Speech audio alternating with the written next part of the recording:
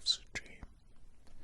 I didn't get a chance to do a test live stream like I wanted to, and my mic source was messed up. Thumbnail was missing. It was a whole thing, and I actually did a live stream on the phases of the moon. Now, I was going to just record the phases of the moon video, just do a regular ASMR video, record that, and put it up on the channel since I wasn't going to keep the live stream up on the channel. But then I just said, hey, I'll just find some facts about the moon, do that. Maybe I'll do the phases of the moon at another time. So that way the people who did get to tune into the live stream first one back, they get a little bit of an exclusive, So this is a completely different moon fact video. Well, the one yesterday was about the phases. This is just straight facts about the moon. Okay? 10 of them. 10, 10, 10. So let's get into it. Also, as you can see, this video was done a few years ago. We're in 2022 now, but this is on National Geographic.co.uk, so I'm hoping that everything is still legit. Alright, fact number 1. The moon began with an explosive collision. The prevailing idea is that the moon was formed in a violent event between the proto-Earth an early stage Earth that was much bigger than it is today, and an object about the size of Mars, explains Robert Massey, Deputy Executive Director of the Royal Astronomical Society. Debris was ejected into space and then coalesced to form the moon. Modern research seems to confirm the moon, not the moon, it's a moon. Modern research seems to confirm that the moon is made of material from the early Earth's crust, dubbed the giant impact hypothesis. This collision is believed to have happened 4.5 billion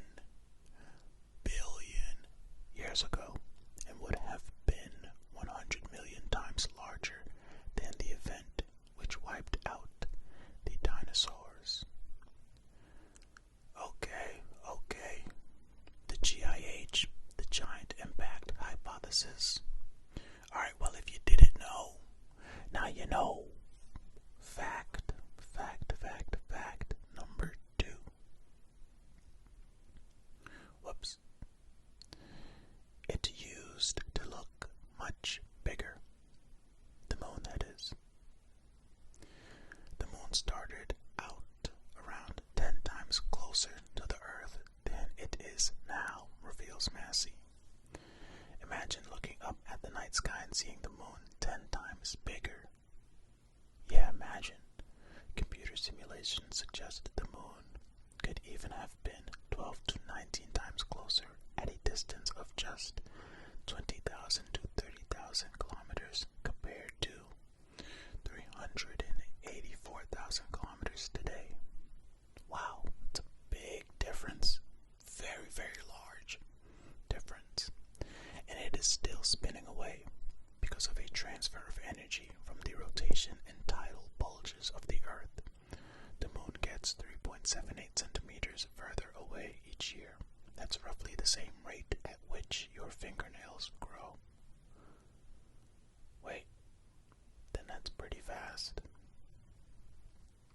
I feel like you can cut your fingernails, right? From what I've seen, you can cut them and then like a week later, they're back. I don't know. I don't have to worry about cutting fingernails, but still, I feel like that's what I've seen. Maybe I'm wrong. All of you actual humans out there, please correct me. Alright. Tidal bulges.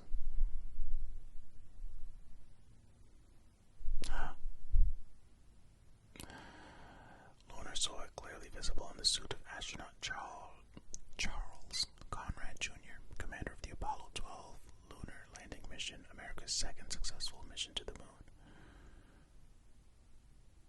Wow, there it is. Alright, fact number 3. Moon dust smells like gunpowder.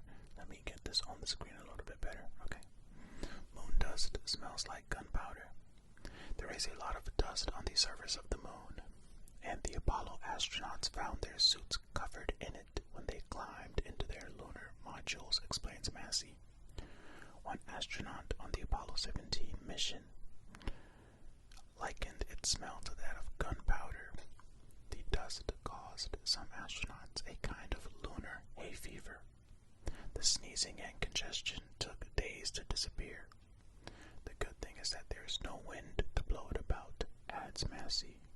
Alright, well, Harrison Jack Schmidt is the one that said it smelled like gunpowder.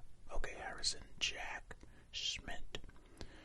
If your name is Harrison and your last name is Schmidt, then why is your nickname Jack? Explain that to me, Harrison. You think I'm more concerned about this guy's name than the fact that he said the moon smelled like gunpowder. But still, why is your name Jack, bud? Fact number 4. Surface temperatures reach boiling point.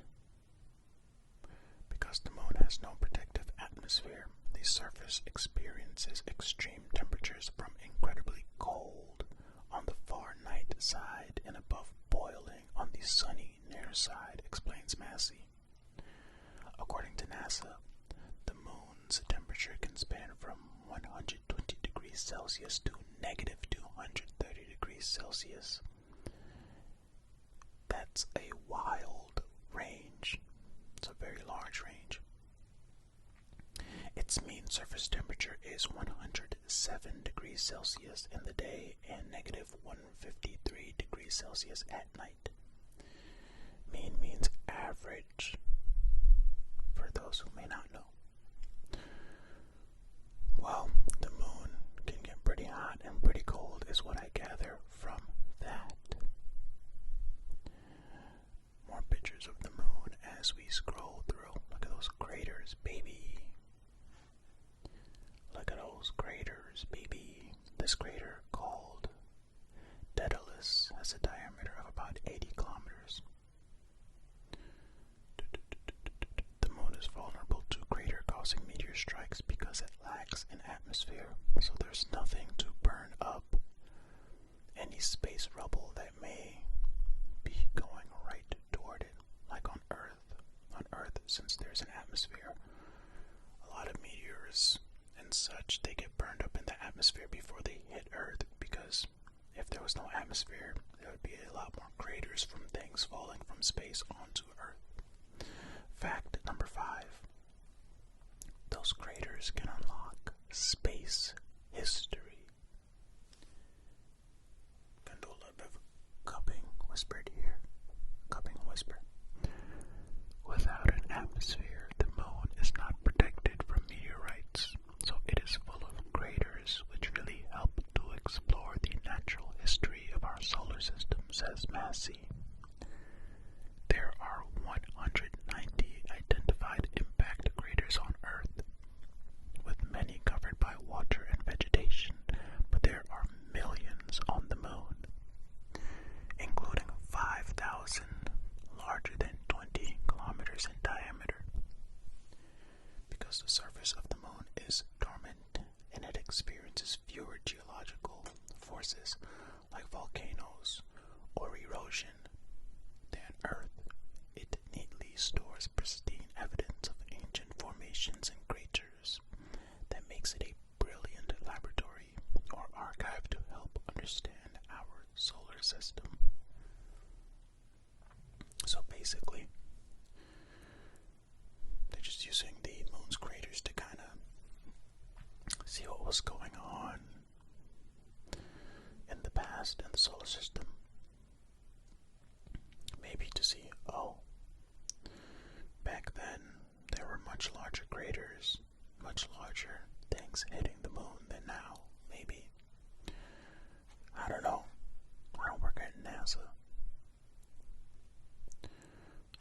Oh, this is a video. It's muted, of course, but talking about the moon, that looks pretty cool. Oh, what is that impact? Whoa, 4.5 billion years. Oh, they're saying that's how they said there was an impact that caused the moon to form, right? Look at that. What's happening here? What is that Saturn? 5 largest moons. Moon. Wait, hold on. Everything else. The 5 largest moons. Then everything has a name. What's this? Ganymede, Titan, Callisto, Io, and then Moon. That's it, just Moon. Hilarious. Okay. Let's keep going here, Wait, okay, there it is. Fact number 6. You always see the same side of the moon. Just like Earth, the moon rotates around its axis, but because that rotation lasts about 27 days, which is roughly the same as 27.32 days the moon takes to orbit Earth, as the 27.3 it takes the moon to orbit the Earth, you only ever see one face of the moon. That was a struggle. Let's read that one again. Just like the Earth, the moon rotates around its axis, but because that rotation lasts about 27 days, which is roughly the same as the 27.32 days the moon takes to orbit the Earth, you only ever see one face of the moon. This phenomenon is called tidal locking or captured rotation, and it means that the other side of the moon was completely invisible before the space age, says Massey. Whereas the near side has lunar maria, which are large dark plains which often cover impact basins. The far side is more cratered and rugged, with a thicker crust and less evidence of volcanic activity. Yeah, so basically, since the moon is orbiting the Earth and the Earth is rotating, we're always just seeing one side. I feel like you all get that, right? Pretty self-explanatory.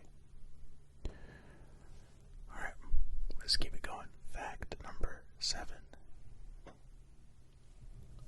The moon causes tidal bulges. Put simply, tides on Earth are a result of bulges in the water caused by the gravitational forces of the moon, says Massey. Essentially, the moon pulls up water on one side of the Earth, but on the other side, where its gravitational forces are weaker, the water bulges in the opposite direction. Those bulges move around the oceans as the Earth rotates, causing high and low tides around the globe. Because tides are also influenced by gravity from the sun, without the moon, we would still have tides, but they would be smaller. Smaller tides if there was no moon. I'm sure you all have heard that. Tides are caused by the moon, but, tides would still exist if there was no moon, as we just read. Just repeating what I just read. Fact number 8. Scientists have discovered moon water. India's Chandrayaan-1 mission, or is it Chandrayaan-1 mission? I'm not sure because I'm not sure how India pronounces that. They discovered water close to the poles of the moon, and NASA has found water in the soil, says Massey. It's not much. From 1 cubic meter of soil, you might extract a liter, but it increases the possibility of one day building bases on the moon. And, okay, just moon and darkness. This, reading the caption here. This total lunar eclipse happens when moon lines up directly between the sun and the moon, blocking the sun's rays and shadow on the moon. Okie doke.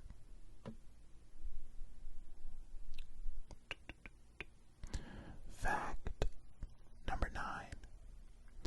A lunar eclipse saved Christopher Columbus.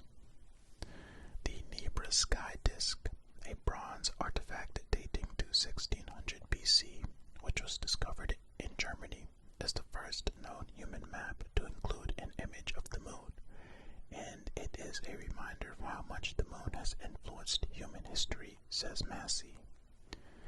The moon even saved the explorer Christopher Columbus from starvation. After consulting his almanac, Columbus used the lunar eclipse of February 29, 1504 to frighten the native Arawak Indians on the island of Jamaica into giving him and his crew food. According to his son Ferdinand, at the sight of the eclipse, the Arawaks, with great howling and lamentation, came running from every direction to the ships laden with provisions.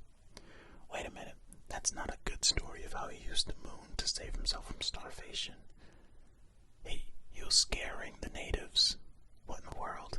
That's not very nice. I don't know. Thumbs down. Fact number 10, and the last fact for this video.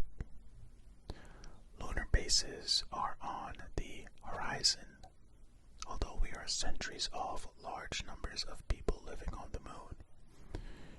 If the human race is around centuries later, because boy oh boy, do you all seem to want to just make everything implode. It is possible we could soon have scientific bases there, similar to Antarctic research stations, explains Massey. NASA is hoping to return astronauts to the moon by the late 2020s. Planetary scientists believe a base could have lots of uses, from improving the search for organic material to establishing a radio telescope which could be shielded from the Earth to better listen for extraterrestrial signals. The moon's surface area is as big as Europe and Africa combined, so we have only scratched the surface. And then there is a Transformers movie about the dark side of the moon, so you all should probably get the Transformers up there with you. They know a little bit about what's going on the moon, you know. That's a joke. Yeah, that's it. By late 2020s, I believe that NASA plans on getting back to the moon by 2025. I saw, so, you know, we shall see. Only time will tell. But that is it. That is it for today's video. I thank you all so much for watching and or listening. I really appreciate it. And again, those who came through to the live stream yesterday, really appreciate you. We're gonna make the next ones